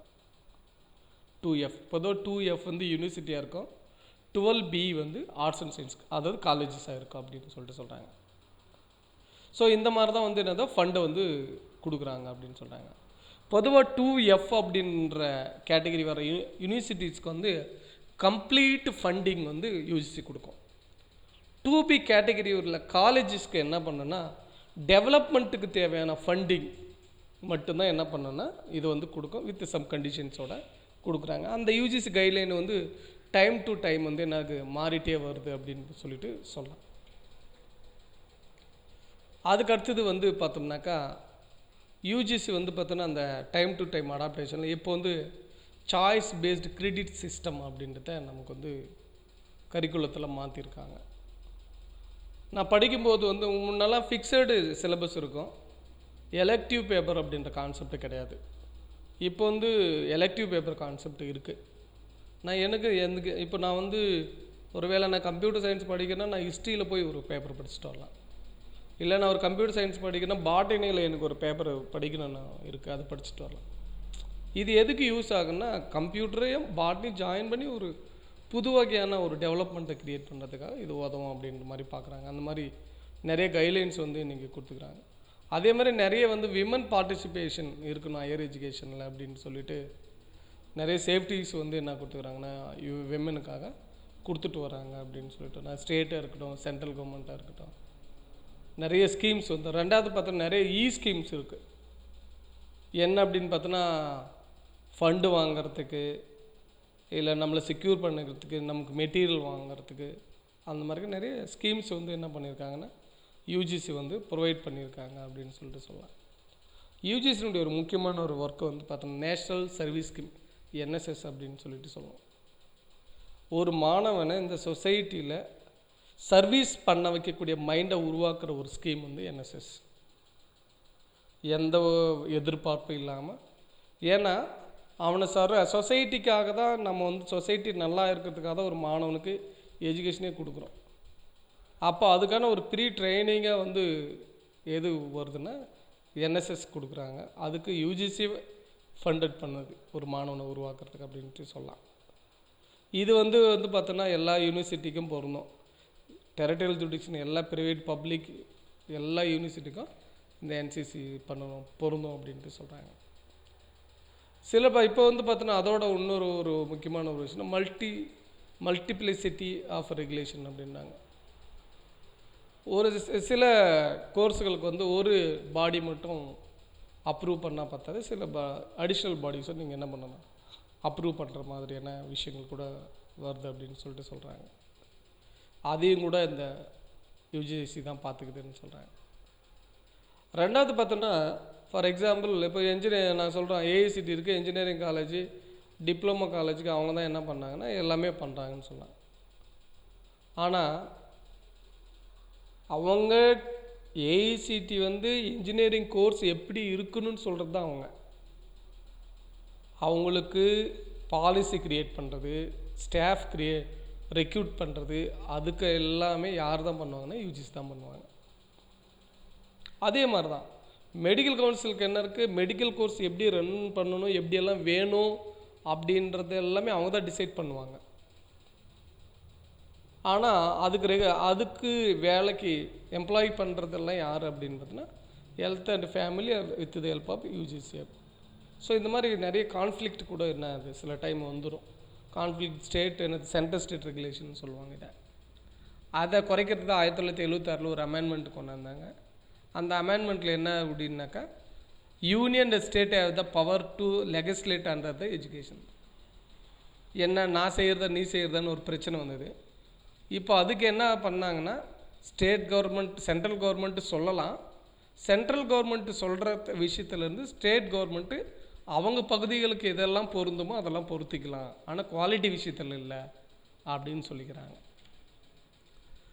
அதை சொல்கிறாங்க அக்கார்டிங் த செக்ஷன் 3 இப்போ யூஜிசி ஆகிட்டு 1956 படி சொல்கிறாங்க இந்த விஷயத்த. இது என்னென்னா நம்ம சேஞ்ச் பண்ணிக்கலாம், பவரை பிரிக்கும்போது அந்த பவரை வந்து இப்படியெல்லாம் பிரிக்கிறாங்க அப்படின்னு சொன்னாங்க. ஒரு இந்த player of governance of university அப்படின்னு பண்ணுவோம். ஒன்று அத்தாரிட்டேட்டி ஆஃப் யூனிவர்சிட்டின்னுவாங்க, கண்டிப்பாக இருப்பாங்க. ஸ்டூடெண்ட் இருப்பாங்க, ஃபேக்கல்ட்டி பண்ணுங்க, ஆஃபீஸ் மேனேஜ்மெண்ட் டீம் இருக்கும், கவர்மெண்ட் நான் டீச்சிங் எம்ப்ளாயி கூட யூனிவர்சிட்டியில் இருப்பாங்க. அத்தாரிட்டேட்டி ஆஃப் யூனிவர்சிட்டி தான் என்னது சான்சலர், அங்கே இருக்கக்கூடிய பாடிஸ் எல்லாம் பொருந்தும் அப்படின்னு சொல்லிட்டு வராங்க. சரி, அத்தாரிட்டேட்டிவ் யாரெல்லாம் இருப்பாங்க ஒரு யூனிவர்சிட்டிக்குள்ளே அப்படின்னா, முதல்ல நல்லா ஞாபகத்தை வச்சுக்கோங்க. யூனிவர்சிட்டி எஜுகேஷன் சிஸ்டத்தில் எக்ஸிக்யூட்டிவ் கவுன்சில் அல்லது சிண்டிகேட் அப்படின்னு சொல்லிட்டு சொல்லுவாங்க. இஸ் த ஹையஸ்ட் பவர்டு அப்படின்னு சொல்லலாம். எங்கள் யூனிவர்சிட்டிக்குள்ளே சிண்டிகேட் மெம்பர்னுவாங்க. இந்த சிண்டிகேட் மெம்பரை யார் செலக்ட் பண்ணுவாங்க அப்படின்னு பார்த்தோன்னா, செனட் அல்லது ஜென்ரல் கவுன்சில் ஆஃப் யூனிவர்சிட்டி. அதாவது ஒவ்வொரு காலேஜிலிருந்தும் ஒரு செனட், ஒரு ஜென்ரல் கவுன்சில் மெம்பர் அப்பாயிண்ட் பண்ணுவாங்க. அந்த காலேஜ் நாமினி புது டெவலப்மெண்ட்டை பேசுகிறதுக்கு, ப்ராப்ளத்தை பேசுகிறதுக்கு. அதில் இருந்து 3 பேர் யாராக இருப்பாங்கன்னா சிண்டிகேட் அப்படின்னுவாங்க. இவங்க எக்ஸிக்யூட்டிவ் கவுன்சில் இவங்க தான். இவங்க யார் கூட ஒர்க் பண்ணுவாங்கன்னா சான்சலரோட ஒர்க் பண்ணுவாங்க, வைஸ் சான்சலரோட ஒர்க் பண்ணுவாங்க. அகாடமிக் கவுன்சில்ன்றது ஒவ்வொரு டிபார்ட்மெண்ட்டும் அந்த டிபார்ட்மெண்ட்டில் இருக்கக்கூடிய கவுன்சில்ஸ். இப்போ கம்ப்யூட்டர் சயின்ஸ்னால் அகாடமிக் கவுன்சிலில் மெம்பர் இருப்பாங்க. இந்த சப்ஜெக்ட் இப்படி இருக்கணும், அந்த சப்ஜெக்டில் இது வரணும், ஃபஸ்ட் இயரில் இது வரணும், அதெல்லாம் யார் டிசைட் பண்ணுறதுன்னா அகாடமிக் கவுன்சில் தான் டிசைட் பண்ணணும். சான்சலர் அப்படின்றது பொதுவாக யாராக இருப்பாங்க அப்படின்னு பார்த்தோன்னாக்கா நம்மளுடைய ஆளுநராக தான் இருப்பாங்க. அதுக்கடுத்து பார்த்தோன்னா டைரக்டர் அல்லது டீன் அப்படின்வாங்க. ஒவ்வொரு டிபார்ட்மெண்ட்டுக்கும் தனித்தனி டைரக்டர் அல்லது டீன் இருப்பாங்க. அட்மினிஸ்ட்ரேட்டிவ் ஆஃபீஸர் அப்படின்வாங்க. இந்த கேம்பஸை அட்மினிஸ்ட்ரேட் பண்ணுறது அவங்க தான் அட்மினிஸ்ட்ரேட்டிவ் ஆஃபீஸர்ஸ். அதுக்கு கீழே வந்து பார்த்தோன்னா நிறைய போர்டு இருக்குது யூனிவர்சிட்டிக்குள்ள. ஒன்று பிஓஎஸ்னா போர்ட் ஆஃப் ஸ்டடின்னுவாங்க. போர்ட் ஆஃப் ஸ்டடி அப்படின்றவங்க தான் சிலபஸை ஃப்ரேம் பண்ணுறது, சிலபஸில் என்னென்ன மெட்டீரியல் வைக்கணுன்றது இவங்க தான் டிசைட் பண்ணுவாங்க. இவங்க யார் கீழே இருப்பாங்கனாக்கா அகாடமிக் கவுன்சிலுக்கு கீழே இருப்பாங்க. அவங்க தான் டிசைட் பண்ணுவாங்க. அவங்க ரெண்டும் ஜாயின் இருப்பாங்க. அதுக்கப்புறம் போர்ட் ஆஃப் எக்ஸாமினர்ன்றதுனா எக்ஸாம் எப்படி நடத்துறது அப்படின்றத போர்ட் ஆஃப் எக்ஸாமினர். இல்லைன்னா board of appointment of examiner. ஒவ்வொரு செமஸ்டருக்கும் எக்ஸாம்ஸை எப்படி நடத்துறது, யார் யாரெல்லாம் எக்ஸாமினரை வரணுன்றதை டிசைட் பண்ணுறது இவங்க தான் இருப்பாங்க. அதான் சொல்கிறேன், இதுதான் அதனுடைய ஆர்கனைசேஷனை சொல்லுவாங்க. ஃபஸ்ட்டு சான்சலர், அதுக்கு வைஸ் சான்சலர் இருப்பாங்க. வைஸ் சான்சலர் கீழே என்னது டீன் ஆஃப் ஃபேக்கல்ட்டி, அதுக்குள்ளே சேர்மேன் ஆஃப் டிபார்ட்மெண்ட்டு, அதுக்குள்ளே ஃபேக்கல்ட்டி இருப்பாங்க. அதில் வந்து வைஸ் சான்சலர் கீழே other university dean academic affairs கூட இருப்பாங்க. அதுக்கு கீழேனாங்க. அதுக்கடுத்து வைஸ் சான்சலர் கீழே யார் இருப்பாங்கன்னாக்கா ரெஜிஸ்டர் இருப்பாங்க. ரெஜிஸ்டர் கீழே யார் இருப்பாங்கன்னாக்கா deputy registrar, assistant registrar, superintendent இருப்பாங்க. இந்த மாதிரி நிறைய பிரிவுகள் எல்லாம் அதுக்குள்ளே இருக்குது. அப்படின்னு ரெஜிஸ்டார் தான் எல்லாமே, ரெஜிஸ்டார் தான் எங்கே அப்படின்னு சொல்லிட்டு சொல்லுவாங்க. ஏன்னா மேனேஜ்மெண்ட் போகிற ரெஜிஸ்டார், டெவலப்மெண்ட் போகிற டீன் ஆஃப் ஃபேக்கல்ட்டி அப்படின்ட்டு சொல்லுவாங்க. இது என்ன சொன்ன கவர்னிங் பாடி இங்கே சொல்லுவாங்க. இங்கே ஃபஸ்ட்டு யார் கவர்னிங் பாடி அப்படின்னு பார்த்தோம்னா இங்கே சான்சலர் தான் governing body. Academic council board of மேனேஜ்மெண்ட்ன்றது vice chancellor, pro chancellor. Pro chancellor யார் சார் அப்படின்னு இங்கே ஒரு புதுசாக ஒரு விஷயங்கள் வருது. அந்த ப்ரோ சான்சலர் அப்படின்றது யார் அப்படின்னு பார்த்தோம்னா அந்தந்த ஸ்டேட்டினுடைய ஹையர் எஜுகேஷன் மினிஸ்டர் தான் வந்து யார் ப்ரோ சான்சலர்ஸ். அவங்க எவ்வளோ நாள் பதவியில் இருக்காங்களோ அந்த நாள் வரையும் அவங்க ப்ரோ சான்சலராக இருக்க முடியும். ஃபார் எக்ஸாம்பிள் இன்றைக்கி தமிழ்நாட்டில் வந்து கேபி அன்பழகன் சார் தான் வந்து என்னது ப்ரோ சான்சலர். ஏன்னா இன்றைக்கி அவர் தான் ஹையர் எஜுகேஷன் மினிஸ்டர். நல்லா ஞாபகத்தில் வச்சுக்கணும். ஸ்கூல் எஜுகேஷனுக்கு திரு செங்கோட்டையன் இருக்கார், அவர் வந்து ப்ரோ சான்சலர் கிடையாது. ஹையர் எஜுகேஷன் டிபார்ட்மெண்ட்டுக்கு யார் மினிஸ்டராக இருக்கிறாங்களோ அவங்க தான் யார் இருக்கிறாங்கன்னா ப்ரோ சான்சலர். இது ப்ரோ வைஸ் சான்சலர்னு கூட சொல்லலாம். அவங்கள ப்ரோ வைஸ் சான்சலர் அப்படின்ட்டு சொல்லுவாங்க. வைஸ் சான்சலர் இருக்கிற அதிகாரத்தில் அவங்களுக்கும் அதிகாரம் இருக்குது அப்படின்ட்டு சொல்லலாம். இது வந்து அந்தந்த ஸ்டேட்டினுடைய ஹையர் எஜுகேஷன் டிபார்ட்மெண்ட் மினிஸ்டர்ஸ். சில ஸ்டேட்டில் வந்து ஸ்கூலில் ஹையர் எஜுகேஷன் ஜாயினாக இருக்கும், அவங்க தான் இருப்பாங்க. நம்ம ஸ்டேட்டில் வந்து தனித்தனியாக பிரிச்சுருக்காங்கன்னு சொல்கிறாங்க. அதனுடைய ஹையரார்க்கியை பார்க்கலாம் எப்படியெல்லாம் இருக்குது அப்படின்ட்டு. அதுக்கடுத்து பார்த்தோன்னா ரிசர்ச் ஃபண்டிங். ரிசர்ச் பண்ணுறதுக்கு பணம் கொடுக்குறாங்க கவர்மெண்ட்டை. இந்த எல்லா ரிசர்ச் ஃபண்டுங்கும் யாருக்கு கீழே இருக்குது அப்படின்னா யூஜிசி கீழே தான். யூஜிசி தான் மெயின் ஃபண்டிங் ஏஜென்சி. அந்த யூஜிசி என்ன பண்ணுதுன்னா எல்லா பாடிக்குமே ஃபண்டை பிரித்து கொடுக்குது. அவங்கவுங்க ஃபீல்டில் ஃபண்ட் பண்ணுவாங்க. இப்போ வந்து பார்த்தோம்னாக்கா சோஷியல் சயின்ஸ் ரிசர்ச் பண்ணுறோன்னாக்கா ஐசிஎஸ்எஸ்ஆர் தான் கொடுக்கும். எஜுகேஷன் ரிசர்ச்சில் ட்ரைனிங்கில் ரிசர்ச் பண்ணால் என்சிஆர்டி தான் கொடுக்கும். டெக்னிக்கல் எஜுகேஷனில் ரிசர்ச் பண்ணுறோன்னாக்கா ஏஐசிடி தான் கொடுக்கும். சயின்ஸ் அண்ட் டெக்னாலஜி பற்றி நான் பண்ணுறேன்னா டிஎஸ்டி தான் கொடுக்கும். அப்போது இல்லை பயோடெக்னாலஜியில் பண்ணேன்னா பயோடெக்னாலஜி தான் கொடுக்கும். அப்போது நிறைய டிபார்ட்மெண்ட்ஸ் இருக்குது. அந்த இப்போ டிபார்ட்மெண்ட்ஸுக்கு ஃபண்டை கொடுத்துருவாங்க. அவங்க தான் என்ன பண்ணுவாங்க ரிசர்ச் பண்ணுவாங்க. பொதுவாக யூஜிசி கொடுக்குற ஃபண்டிங் வந்து நமக்கெல்லாம் அகாடமிக் ரிசர்ச் தான் இருக்கும். இந்த ஐசிஎஸ்எஸ்ஆர், என்சிஆர்டி இவங்கெல்லாம், இந்த ACT, DST, DBT, CSIR, DRDO இவங்கெல்லாம் வந்து புது இன்வென்ஷன், புது இன்னோவேஷன் கிரியேட்டர்ஸ் இவங்கெல்லாம். அதாவது மேலே இருக்கிற யூனிவர்சிட்டி கிராண்ட் கமிஷனோ, இந்தியன் கவுன்சில் ஆஃப் சோஷியல் சயின்ஸோ, national council for education research ட்ரைனிங்கோ இவங்க கொடுக்குற ஃபண்டெல்லாம் வந்து த ரிசர்ச் ஃபார் எஜுகேஷன்ஸ். கீழே இருக்கிறவங்க எல்லாம் the research for new inventions அப்படின்னு சொல்லலாம். இவங்கெல்லாம் ஃபண்ட் பண்ணுறாங்க. ஃபண்டிங்கை வாங்கி நாம் கூட என்ன பண்ணால் ரிசர்ச் பண்ணலாம். ஆனால் அதுக்குன்னு சில ரூல்ஸ் அண்ட் ரெகுலேஷன்ஸ் இருக்குது அப்படின்ட்டு சொல்லலாம். இப்போ என்ன பாருங்கள், இவங்கெல்லாம் என்னது ஃபண்டிங் ஏஜென்சி தான். இஸ்ரோவும் ஒன் ஆஃப் த என்னது, இஸ்ரோவுக்கும் ஃபண்ட் கொடுக்குறாங்க. இஸ்ரோ யார் தான் கொடுக்குறாங்க, சென்ட்ரல் மினிஸ்டர் ஆஃப் ஹெச்ஆர்டி தான் கொடுக்குது. அவங்களும் ரிசர்ச் பண்ணுறாங்க. ஐசிஎம்ஆர்னு சொல்கிறோம், Indian council of medical research என்ன பண்ணுறாங்க, கொரோனாக்கு அவங்க தானே இப்போ நிறைய ரிசர்ச் பண்ணுறாங்க. அப்போ ஃபண்டு யார் கொடுக்கணும்? அப்போ இந்த மாதிரி நிறைய ஃபண்டிங் ஏஜென்சிஸ் வந்து நம்ம கிட்ட என்ன இருக்குது. இந்த ஃபண்டிங் ஏஜென்சிலாம் நிறைய ஃபண்டை என்ன பண்ணலாம் கொடுக்குறாங்க.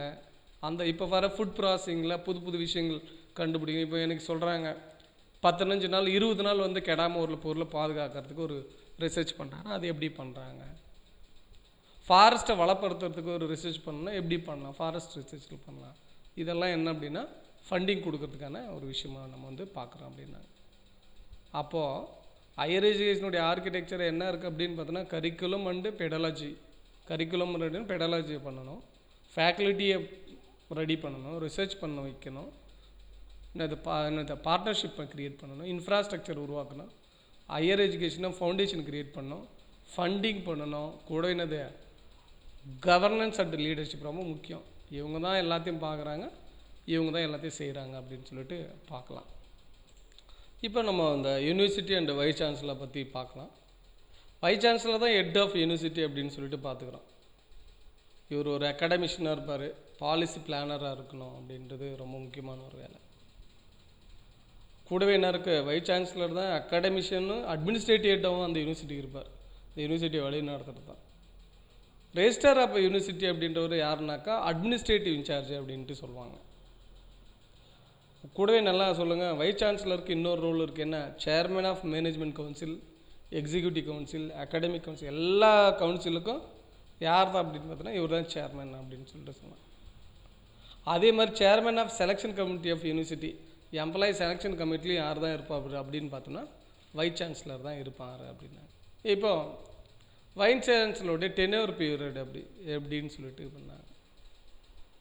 சென்ட்ரல்ஸ் யூனிவர்சிட்டியாக இருந்தால் பொதுவாக 5 years டென்யூர் கொடுக்குறாங்க. ஸ்டேட் யூனிவர்சிட்டியாக இருந்தால் சில கேஸில் வந்து கர்நாடகாவெல்லாம் 4 years கொடுக்குறாங்க.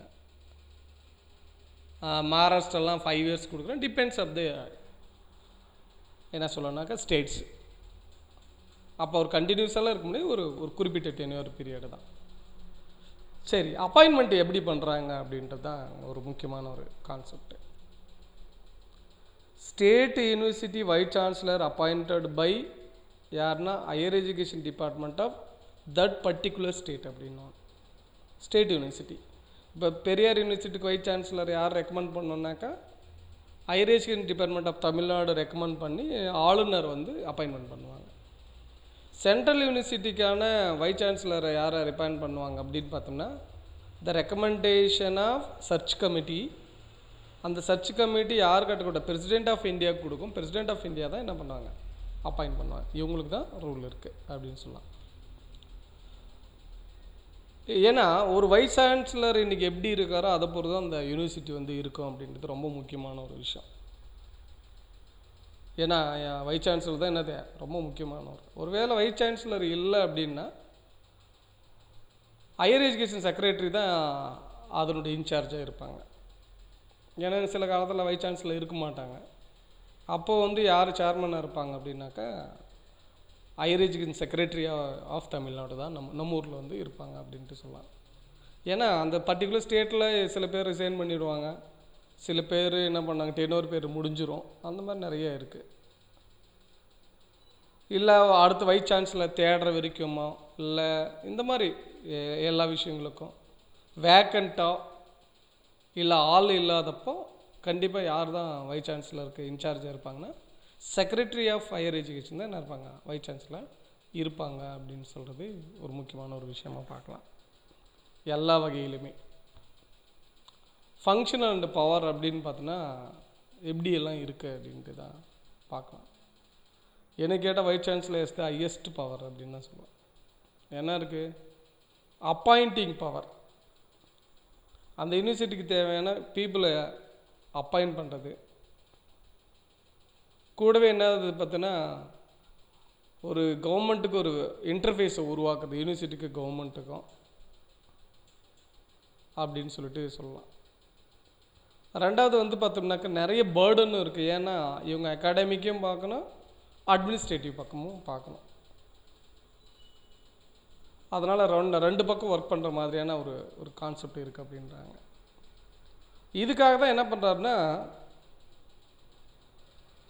வைஸ் சான்சலருக்கு பதில் இந்த அகாடமிக் ஒர்க்கை அட்மினிஸ்ட்ரேட்டிவ் ஒர்க்கை பிரிக்கிறதுக்காக என்ன பண்ணுறாங்கன்னா, வைஸ் சான்சலருக்கு அடுத்தபடியாக ரெஜிஸ்ட்ரார் அப்படின்ற ஒருத்தரை உருவாக்குறாங்க. அந்த இடத்துல தான் ரெஜிஸ்ட்ராரையும் கூட யாருக்கு அப்பாயிண்ட் பண்ண முடியும், நல்லா கவனிக்கணும். வைஸ் சான்சலரையும் அப்பாயிண்ட் பண்ணுறது the recommendation of higher education by ஆளுநர்.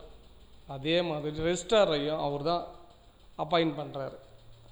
கீழே இருக்கிற மற்றவங்களை எல்லாமே வைஸ் சான்சலர் என்ன பண்ணலாம், அப்பாயிண்ட் பண்ணலாம்.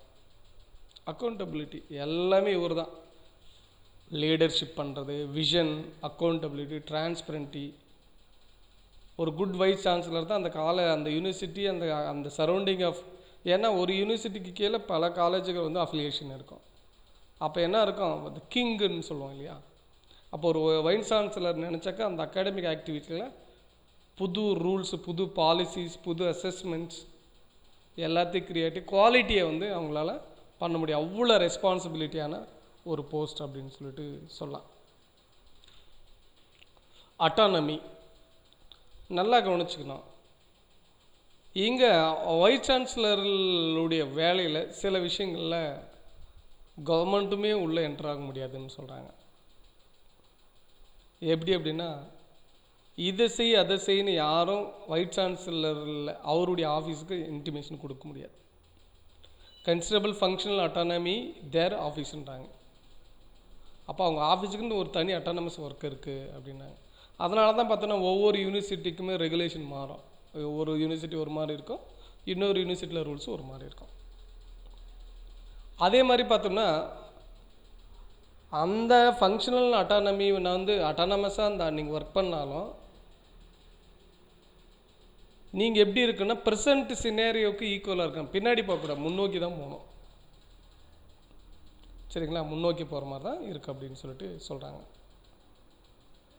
மெஜாரிட்டி மேனேஜ்மெண்ட்டு இவங்க தான் வந்து என்னது எடுப்பாங்கன்னு சொல்லுவாங்க அப்படின்னு இந்த மாதிரி என்னது சொல்கிறாங்க. அதே மாதிரி வைஸ் சான்சலர் செலெக்ஷனில் ஒரு ரூல் சொல்கிறாங்க. என்ன, மினிமம் 4 அல்லது 5 டைம். ஒரு வைஸ் சான்சலர் ஒரு டைம் மட்டும்தான் இருக்க முடியும், 2வது டைம் இருக்க முடியாது. 33% ஆஃப் வைஸ் சான்சலர் கண்டிப்பாக விமனாக இருக்கணும். ரைட்டா. அப்பாயின்மெண்ட் வந்து எப்படி இருக்கணும்னா அவங்க அப்ளிகேஷன் கொடுத்து இருக்கிறதா இருக்கணும். அதே மாதிரி வைஸ் சான்சலர் இருக்கிறவர் அகாடமிக்காகவும் இருக்கணும், கூட வேணது நான் அகாடமிக்காகவும் இருக்கணுன்றாங்க. சரி, ரெஜிஸ்ட்ரார் அப்படின்றது ஃபுல் டைம் டென்யூர். அவர் ரிட்டையர்ட் ஆகிற வரை ரெஜிஸ்ட்ராராக இருக்கலாம், ஆனால் வைஸ் சான்சலராக இருக்க முடியாது. சரிங்களா. ஒரு வேளை அதே யூனிவர்சிட்டியில் இருக்கலாம், வெளியே யூனிவர்சிட்டியில் கூட வரலாம் அப்படின்றாங்க. வைஸ் சான்சலருக்கு மெயின் ரோல் வந்து என்னென்னா லீடர்ஷிப் ஆட்டிடியூடு இருக்கணும் அப்படின்றாங்க. அந்த லீடர்ஷிப் ஆட்டிடியூடு இல்லைன்னா எல்லாருக்கிட்டையும் வேலை வாங்க முடியாது இல்லையா. பாசிட்டிவ் இம்பேக்ட் ஆகும் ஸ்டூடெண்ட் அண்ட் ஸ்டாஃப் இருக்கணுன்றாங்க. வெல்ஃபேர் ஆஃப் ஸ்டூடெண்ட் இருக்கணும், ஸ்டாஃப் கம்யூனிட்டி வெல்ஃபேராக இருக்கணுன்றாங்க. இந்த யூனிவர்சிட்டி மூலம் ஒரு புது இம்பேக்டை இந்த கம்யூனிட்டி சரௌண்டிங்க்கு உருவாக்கணும். சவுண்டு டெசிஷன் மேக்கராக இருக்கணும். எது பார்த்தாலும் எனக்கு தெரியலன்னு சொல்லக்கூடாது, ஒரு டெசிஷன் மேக்கராக இருக்கணும் அப்படின்ட்டுலாம் சொல்கிறாங்க. ஏன்னா இவர் தான் ஒரு ரெகுலாரிட்டி பாடி டெவலப்மெண்ட் ரோலராக ஒர்க் பண்ணுறாரு. இவர் தான் என்னது எல்லாரையும் மோட்டிவேட் பண்ணக்கூடிய இடத்துல இருக்கிறாரு. இவர் தான் யூனிவர்சிட்டி நாலேஜ் ஆஃப் யூனிவர்சிட்டி சிஸ்டமே இவர் தான். அதனால தான் இது ரொம்ப ரெஸ்பான்சிபிள் போஸ்ட் அப்படின்ட்டு சொல்கிறாங்க. சரி, கவர்னன்ஸ் எப்படி ஆட்சிப்படுத்துறது ஒரு யூனிவர்சிட்டி அப்படின்றாங்க. ஒன்று ஆர்கனைசேஷனாகவும் பண்ணணும், இன்ஸ்டிடியூஷனாகவும் பண்ணணும், நேச்சுரல் டெவலப்மெண்ட்டும் இருக்கணும், 3 இருக்கணும். அப்போ நான் எல்லா வகையிலும் நான் என்ன பண்ணணும் அப்படின்னு பார்த்தோன்னா இன்வால்வ் ஆகி அந்த யூனிவர்சிட்டியை வளர்த்தணும். ஃபஸ்ட்டு என்ன சொல்கிறாங்க அப்படின்னு பார்த்தோம்னா டெலிவரி மெக்கானிசம் இருக்கணுன்றாங்க. 2வது ரூல்டு அண்ட் ப்ரொசீஜர் இருக்கணும். இது ரெண்டும் ஒத்து போச்சுன்னாவே என்ன வரும் அப்படின்றாங்கன்னா எஃபெக்டிவ் குவாலிட்டி ஆஃப் கவர்னன்ஸ் வந்துடும் அப்படின்றாங்க. அப்போ ஒரு குட் கவர்னன்ஸ் தான் ஓப்பனாகவும் டெமோக்ராட்டிக்காகவும் அக்கௌண்டபிளாகவும் ரெஸ்பெக்டபுளாகவும் ஹியூமன் ரைட்ஸபுளும் எப்போவுமே தொடர்ச்சியான வளர்ச்சி இருந்தால் ஒரு குட் கவர்னன்ஸ் அப்படின்ட்டு சொல்லலாம். எப்போவுமே எப்போ பிரச்சனை வரும், டிரான்ஸ்பரன்சி இல்லைன்னா பிரச்சனை வந்துடும். எஃபெக்டிவாக இருக்கணும் அப்படின்ட்டு சொல்கிறாங்க. ரெண்டாவது குவாலிட்டி இம்ப்ளிமெண்டேஷன் லா தெரியுன்றாங்க. ஆப்பர்ச்சுனிட்டியை உருவாக்கணும் மற்றவங்க வளர்கிறதுக்கு, ஒரு ஸ்டூடெண்ட்டை வளர்கிறதுக்கோ, ஸ்டாஃப் வளர்கிறதுக்கோ, யூனிவர்சிட்டி வளர்கிறதுக்கோ அப்படின்ட்டுலாம் சொல்லிட்டு வராங்க அப்படின்ட்டு சொல்லலாம். சரி, இதெல்லாம் என்னதுன்னா த குவாலிட்டி இன்டியேட்டிவ்ஸ் இன் யூனிவர்சிட்டிஸ் அப்படின்னு தான் பார்த்துக்கிறோம். How to the measure the quality, quality எப்படி மெஷர் பண்ணுறது தான் சொல்கிறாங்க. Q for quest of innovation, upgradation curriculum, activity, student support, leadership and governance, infrastructure, teaching, hailed for research, constantly and extension. அதுதான் quality. Higher education இதெல்லாம் வேணுன்றாங்க. அப்போ இதெல்லாம் இருக்குதா அப்படின்னு பார்க்கணும். எப்படி குவாலிட்டியை ஐடென்டிஃபை பண்ணுவாங்க அப்படின்னு பார்க்குறாங்க. எப்படி குவாலிட்டியை ஐடென்டிஃபை பண்ணுவாங்க, என்னென்ன ரூல்ஸ் இருக்குது குவாலிட்டி ஐடென்டிஃபிகேஷன். இந்த குவாலிட்டி ஐடென்டிஃபை பண்ணுறதுக்கு என்ன பண்ணாங்கன்னா ஒரு ஸ்பெஷல் அட்மினிஸ்ட்ரேட்டிவ் ஆக்டிவிட்டி பண்ணுறாங்க. ஃபண்டு கொடுக்குறாங்க, ஃபைனான்ஸ் பிளான் பண்ணுறாங்க, இண்டஸ்ட்ரியல் ரிலேஷன் வச்சுக்கிறாங்க. அப்போ இது எல்லாமே என்னதுன்னா ஒரு கவர்னன்ஸினுடைய அஃபெக்டும் பண்ணுது, பட் இது தேவையும் கூட அப்படின்னு சொல்லிட்டு சொல்லலாம். அப்போ ஒரு கவர்னன்ஸ்க்கான ஒரு இண்டிகேட்டரை நம்ம வந்து என்னது இதை பார்க்க முடியும் அப்படின்றாங்க. அப்போ என்னது ஒரு நல்ல கவர்னன்ஸ்னால் ஒரு நல்ல ரூல் பேஸ்ட் இண்டிகேட்டராகவும் இருக்கும். அவுட் கேம் பேஸ்ட், நான் ரூல் போடணுங்கன்னா அதுக்கான ரிசல்ட் வரணும். அதுதான் என்னது இங்கே ரொம்ப முக்கியமானது. இப்போ வந்து பார்த்தீங்கன்னா இங்கே அதர் கண்ட்ரிஸ் எல்லாம் யூரோப்பியன் யூனிவர்சிட்டி அசோசியேஷன் EUA அப்படின்னு ஒன்று இருக்குது. அவங்க என்ன பண்ண 4 பேசிக் டைமென்ஷன் ஆஃப் அட்டானமின்னா 4 டைமென்ஷனை கொடுத்துறாங்க. ஒன்று என்னது, அகாடமிக்கில் அட்டானமி கொடுங்க, ஃபைனான்ஷியலில் அட்டானமி கொடுங்க, ஆர்கனைசேஷனில் அட்டானமி கொடுங்க, ஸ்டாஃபில் அட்டானமி கொடுங்க. இது கொடுத்தா குவாலிட்டி வரும் அப்படின்றது யாருடைய ரெக்கமெண்டேஷனு, யூரோப்பியன் யூனிவர்சிட்டிஸ் அசோசியேஷனுடைய டிக்ளரேஷன் 2007. சரி, அப்போ இதெல்லாம் குவாலிட்டியை பற்றி பார்த்தோம். இதுக்கு அடுத்தது வந்து பார்த்தோம்னா அடுத்த வீடியோவில் குவாலிட்டி எப்படி இம்ப்ரூவ் பண்ணுறது அப்படின்னு பார்க்குறோம். குவாலிட்டி எப்படி ஐடென்டிஃபை பண்ணுறாங்க, எந்தெந்த பாடி குவாலிட்டி ஐடென்டிஃபை பண்ணுது, எப்படியெல்லாம் பண்ணுறாங்கன்னு அடுத்த கிளாஸில் பார்க்கலாம்.